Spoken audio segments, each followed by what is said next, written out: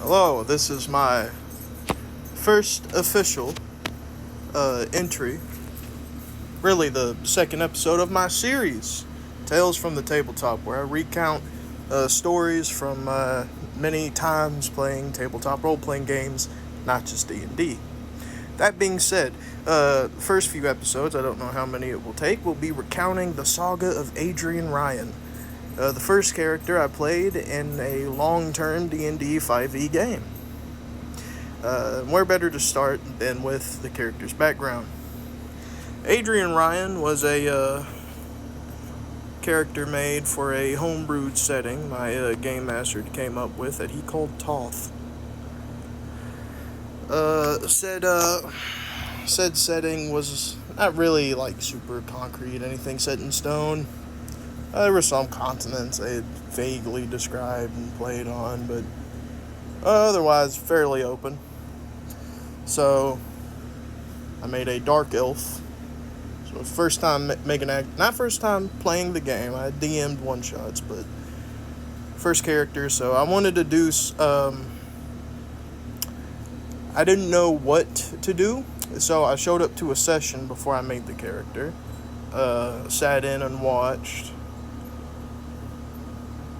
So I was surprised to see they were on a riverboat. Two of the players were doing a father and son duo of a lizard folk reflavored to be crocodile men or alligator men.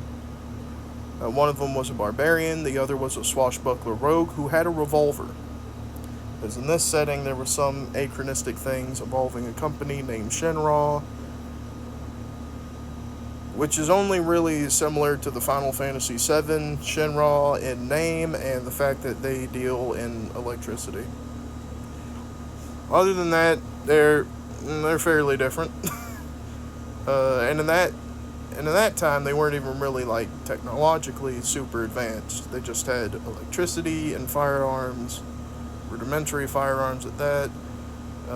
They did have flatbed trucks, but he never really went into detail. Anyways, I'm getting ahead of myself. So Adrian Ryan hadn't been invented yet, but I sat down and I saw, right, there were those two. There was a paladin, a Gith Yankee, who had fallen from space. Wound up in a tavern with the party where they fought some bandits. That was in session 1. I only heard about that. But yeah, no, pretty no-nuts, or pretty serious character, kind of, sometimes, most of the time. I don't know. But the other one was a turtle wizard, played by the luckiest dice roller to ever exist. I swear, I saw that man roll 5, or boy, man now, boy then, roll 5 natural 20s in a row. I wish I had the video. I don't. One of them has a video of it, but he rolled 5 nat 20s in a row. That guy was extremely lucky. Across 2 separate sets of dice. And then there was my best bud in high school, Troy, who was playing a cleric. It's like, we have a healer, we have a rogue, we have a wizard. Pretty much we have everything covered. Just need a charismatic guy. So I decided I'd end up creating a bard. Furthermore, I needed to see how they fight. Lucky me, they did end up fighting something. They fought fungus-infected zombies that had fallen off of a tree branch onto their riverboat. Which is steam-powered.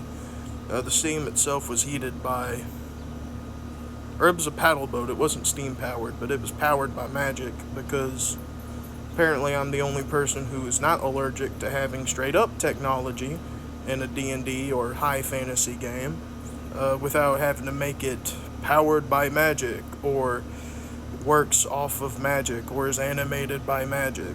Anyways, tangent aside, they fought these zombies, and granted, I hadn't played with these people before. I only played with Troy before. But I looked over at the GM.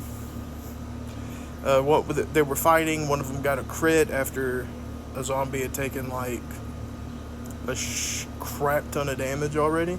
So I looked over to the GM and said, "You know zombies have undead fortitude, right?" He goes,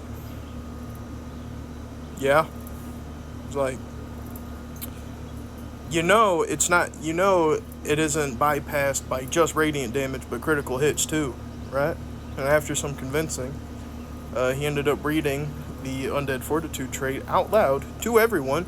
Lo and behold, I was correct. This set the precedent of me being the rules lawyer. I hate that term because I don't think rules as written are the end all be all. However, I do think that if you deviate too much, then you're not playing that game anymore, you're playing something else. Just why I've played multiple systems. But anyways, getting ahead of myself again. So he went, oh shit, okay. Did not double back on his decision to let the barbarian who dealt, I think it was like 20 or so damage on a single hit against a zombie that had already taken like 30 damage from a crit, decided not to let him die. But go for another round. They did. They did eventually beat them. Mud Trucker exploded in a big old gas cloud of spores and infected people, but then was healed by the paladin and the cleric. So they were fine. So I'm seeing all that. I'm like, okay, I know what I need to make. I need to make a bard. We don't have anyone who's really charismatic, so I'll make a bard. And I was looking through. I was like, okay, elves are good spellcasters, bard are spellcasters. Who do I make? I ended up choosing Drow because in 5e, not sure about 5.5, Drow actually get a bonus to Charisma, as well as Darkness, which are two very nice spells, which is a very nice spell to have. Very good combo. So I picked Bard, but I wanted to play a Necromancer, so I ended up making a backstory about how my character was an orphan who was taken up by a variable a necromancer living on the outskirts of Drow society, and he was taught how to play the lute and many instruments by this necromancer, and how to perform bardic type magics. And this necromancer would provide for them by killing people, raising them as dead, creating diversions, and then robbing places. Well, lo and behold, that came to bite him in the ass. He was arrested by Drow authorities and taken off to some far-off dungeon. And my character, who is chaotic good as a Drow, which is rare in this society, most people being evil.